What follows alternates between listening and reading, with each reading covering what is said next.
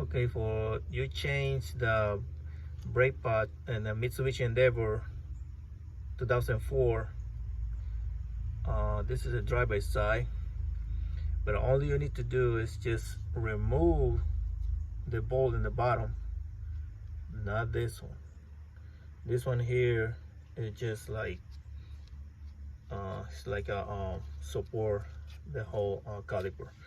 So only remove this one here, and then you just lift them up,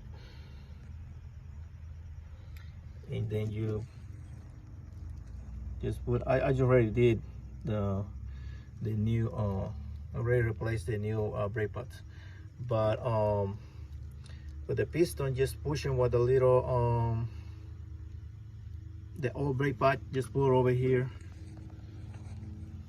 and this and the pistons, and then you just close it. You're ready to go. Just put the new it's not really